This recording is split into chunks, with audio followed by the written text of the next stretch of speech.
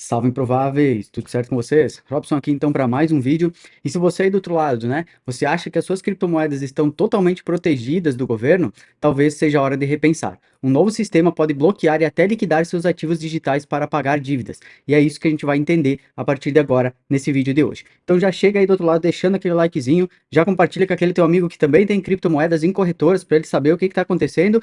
Lembra de ativar o sininho aqui, porque toda segunda, quarta e sexta a gente passa por aqui com um vídeo novo. Então, se tu quer se manter sempre atualizado de tudo que está acontecendo aí no mercado cripto, na Web3, é só ativar o sininho aqui que tu vai sempre ser notificado para assistir o nosso vídeo assim que ele sair, beleza? Então vamos cair aqui para dentro do vídeo e vamos entender tudo sobre esse tal de CryptoJud. Beleza, então, essa nova lei, né, ela se chama CryptoJud. É um sistema, na verdade, né, que o governo está implantando aí em todo o sistema nacional. Então, o fim da proteção absoluta das criptomoedas no Brasil é a pergunta que a gente deixa aqui para iniciar esse nosso vídeo, beleza? Qual vai ser o impacto, né, imediato que esse CryptoJud ele vai ocasionar aqui para nós, né, investidores de criptomoedas. Então, ele é um novo sistema, né, que ele pode bloquear e liquidar as suas criptomoedas para pagar dívidas. Ele já está em funcionamento no Brasil e ele foi criado pelo Conselho Nacional de Justiça. Então, a partir de agora, se você tem alguma dívida aí, por exemplo, né, com algum credor nacional e você tiver criptomoedas em alguma corretora nacional, esse sistema ele vai, né, possibilitar aí que um juiz automaticamente ative, né, uma cláusula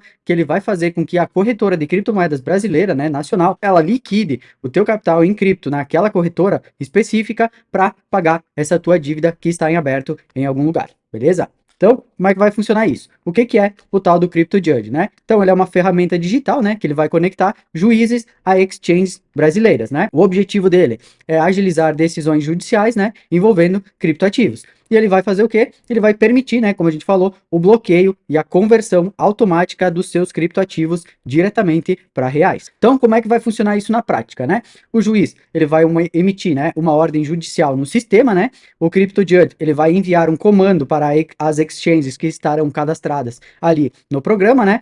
A exchange ela vai localizar, né, e bloquear os ativos no nome do devedor e depois ela vai converter para reais aqueles ativos e vai transferir para esse pagamento dessa dívida. Beleza, então como é que a gente tem um exemplo prático de como é que isso aconteceria? Vamos dizer que o Joãozinho aqui, né, ele tem 0,5 Bitcoin numa exchange brasileira, qualquer uma delas aí das mais conhecidas aí do mercado nacional. E ele tem uma dívida judicial de 50 mil reais. Como é que vai acontecer? A ordem, né, ela vai ir pro CryptoJudge, o saldo da corretora lá dele vai ser bloqueado, né, o valor em Bitcoin que ele tem ali, esse Bitcoin ele vai ser convertido para real para poder pagar essa dívida que ele tem em aberto aqui. Beleza? Então é basicamente isso, né? Bem fácil e prático da gente entender como é que vai funcionar, né? E quais são os benefícios, entre aspas, né? Se tem algum benefício nisso, mas o que o governo diz, vamos dizer assim, que é benefício, né? E quais serão os impactos que isso vai causar. Então vai gerar mais rapidez, né, para credores, para poder, né, cobrar suas dívidas aí, menos espaço para esconder patrimônio, né, pessoal que muitas vezes quer dar uma escondida no seu patrimônio, vamos dizer assim, redução de custos processuais e maior efetividade das decisões. Isso aqui é o que o governo nos diz, né, mas é aquela velha história. O que garante que hoje eles estão aplicando isso, né, somente para devedores que têm dívidas em aberto, né, e tem Bitcoin, tem criptomoedas, e aí eles querem fazer isso para as pessoas, né, poderem pagar as dívidas com os criptoativos que estão em corretoras, beleza. Mas quem é que amanhã alguém não garante pra gente que eles possam lançar uma lei, alguma coisa, dizendo que quem tem Bitcoin é, sei lá, é uma pessoa, né, um criminoso ou alguma coisa assim, e esses bitcoins eles possam ser também bloqueados de alguém que, né, não deu margem nenhuma, vamos dizer assim, para que isso pudesse acontecer, né? Ninguém sabe. Então é aquela velha história, né? Gato escaldado tem medo de água fria, né? Então aqui no Brasil a gente sabe como é que as coisas funcionam, então por isso que eu gosto de trazer esse tipo de informação, né? Esse tipo de notícia para a gente já entender logo o que sai, para a gente poder tomar decisões baseadas no que está acontecendo, né? Então, minha primeira dica aqui para vocês: se vocês têm algum saldo em corretora nacional, transfiram imediatamente, seja para uma corretora internacional ou seja, né, para a melhor, vamos dizer assim, opção que existe, que era a sua carteira autocustodial. Aqui no nosso canal mesmo, eu vou deixar aqui um vídeo que eu tenho no card, mostrando como é que você cria a sua Hub Wallet, né, que ela é uma carteira quente de navegador, onde você consegue transferir os seus saldos da corretora diretamente para essa carteira. Mais indicado ainda é você pegar e ter uma carteira fria, né, como por exemplo, aqui, né, que eu tenho, ó, uma Ledger, ou até uma Trezor, né? Eu tenho os dois modelos, mas o melhor para mim, né, é a Trezor, é a mais segura, na minha opinião, né, a que mais tem segurança aí, porque a Ledger, ela teve alguns probleminhas já, né, teve alguns FUDs aí sobre ela, né, pelos próprios criadores da marca, dizendo que, né, que eles têm um banco de dados e tal, né, que as pessoas podem recuperar ali as suas chaves e tudo mais.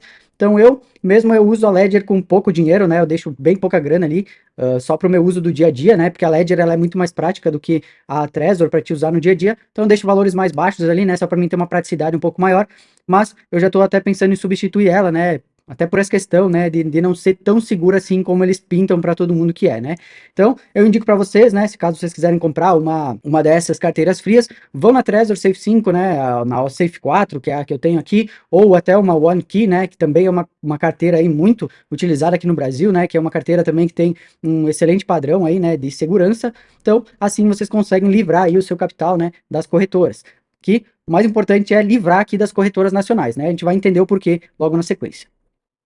Então, quais são as limitações do sistema, né, do CryptoJudge? Então, ele não alcança corretoras internacionais, né, e carteiras não custodiais, que são o quê? São carteiras privadas, como a gente falou aqui, né? Seja uma hot wallet, que é uma carteira de navegador, né? Aquelas que ficam ali no nosso navegador, ou as nossas carteiras frias, né? Sejam elas uma Ledger, uma Trezor, uma OneKey, né? Então, primeira coisa que a gente tem que fazer, tirar os nossos valores, né, das corretoras nacionais, seja ela qual for. Se tem sede no Brasil, ela pode entrar aqui dentro do programa da CryptoJudge. Então a gente tem que, primeira coisa, tirar, né, dessa corretora para a gente poder ficar seguro aí e não ter algum problema futuro depois com esses bloqueios que o CryptoJudge pode fazer, né? Então, como a gente colocou, não alcança corretoras estrangeiras e também não alcança, né, carteiras não custodiais. E outro ponto é que ela depende da adesão das exchanges brasileiras, né? Vamos ver também quantas exchanges elas vão aceitar participar desse programa, né?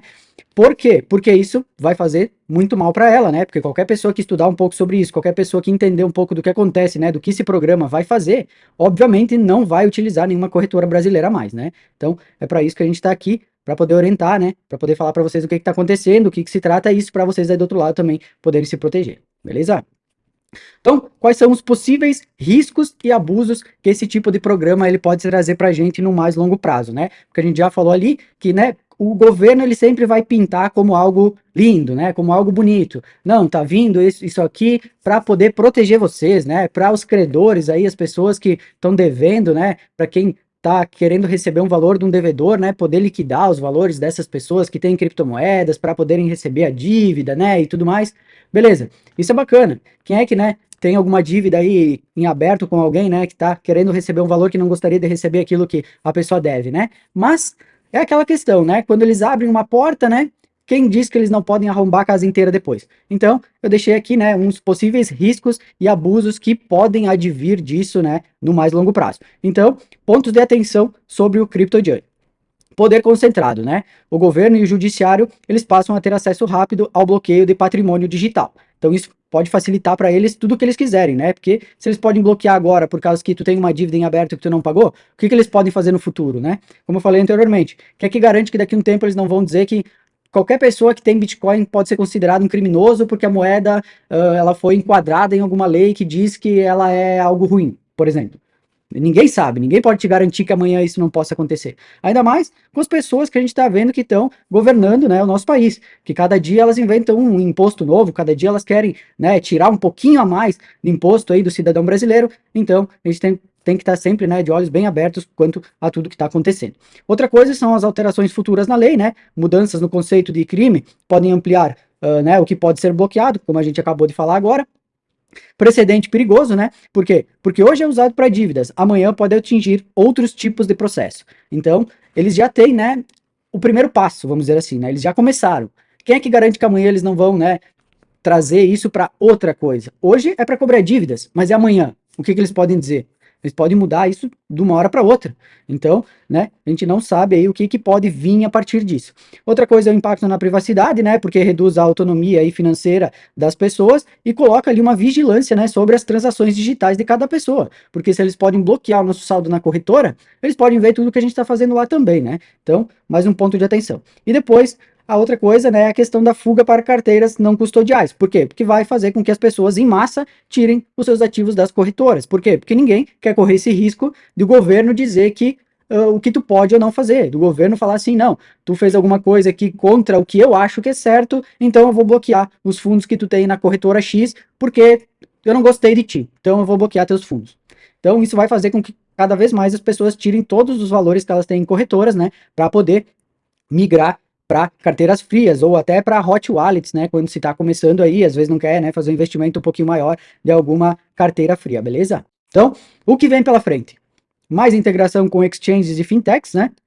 Expansão para outros bens digitais e vai gerar um debate aí com certeza, né, sobre privacidade e os limites do Estado, até onde eles podem chegar, o que eles podem fazer com isso que eles têm em mãos agora, né?